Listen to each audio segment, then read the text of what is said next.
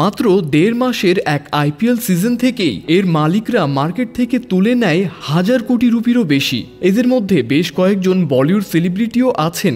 আজ আমরা জানবো টি-20 ক্রিকেট থেকে কে কত টাকা ইনকাম করেছেন। চলুন জেনে নেওয়া যাক। প্রথমেই শুরু করছি বলিউড বাদশাহ শাহরুখ খানকে দিয়ে। আসলে কিং খানের ব্যবসা বুদ্ধি বরাবরই প্রখর। আমরা সবাই জানি রেড চিলিস হচ্ছে শাহরুখ খানের মাদার কোম্পানি। এর আন্ডারে তার ফিল্ম প্রোডাকশন, স্পেশাল ইফেক্ট থেকে শুরু করে রিয়েল এস্টেট বা রেস্টুরেন্ট সব ব্যবসায় আছে। এই রেড চিলিস জনপ্রিয় আইপিএল এর ফ্র্যাঞ্চাইজি কলকাতা নাইট রাইডার্সের 55% শেয়ারের মালিক। কেকেআর এখন পর্যন্ত কিন্তু 2 বার আইপিএল এ চ্যাম্পিয়ন হয়েছে, কিন্তু এর প্রাইজ মানি খুব একটা বেশি নয়। আসলে আইপিএল এর মালিকদের আসল টাকাটা আসে স্পন্সর থেকে।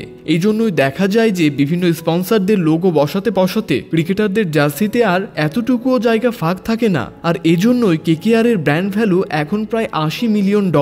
এছাড়া টেলিভিশন রাইটস, অ্যাপিয়ারেন্স ফি সব মিলিয়ে প্রতি সিজনে শাহরুখ খানের আয় 200 কোটি রুপির মতো।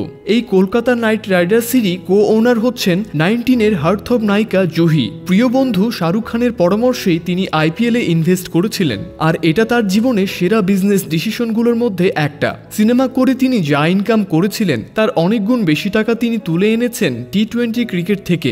অবশ্য তার সাথে ব্যবসায়ী স্বামী জয় মেহতাও আছেন। তারা দুজনে মিলে কেকেআর এর 45% এর শেয়ারের মালিক। ফলে প্রতি সিজন শেষে তাদের ব্যাংক ব্যালেন্স 150 কোটি রুপির মতো বেড়ে যায়। আইপিএল এ সবচেয়ে হতভাগা টিমগুলোর মধ্যে একটা হচ্ছে পাঞ্জাব কিং, যারা কখনো চ্যাম্পিয়ন হতে পারেনি।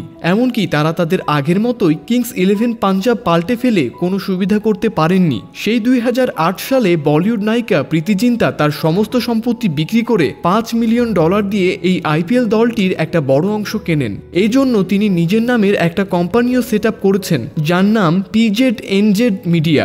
আর এখন এই 17 নম্বর সিজনে এসে এর ব্র্যান্ড ভ্যালু দাঁড়িয়েছে $45 মিলিয়ন।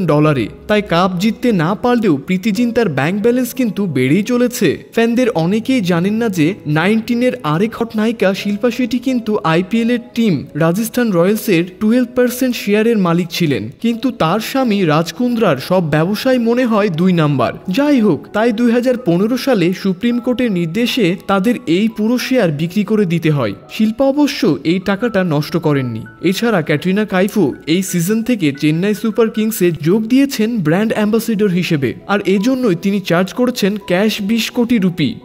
এজন্যই আইপিএল কে বলা হয় সোনার ডিম পাড়া রাজহাঁস। ফ্রেন্ডস, আপনাদের মধ্যে কে কে আছেন আইপিএল এর ফ্যান, কমেন্ট সেকশনে জানাতে ভুলবেন না কিন্তু।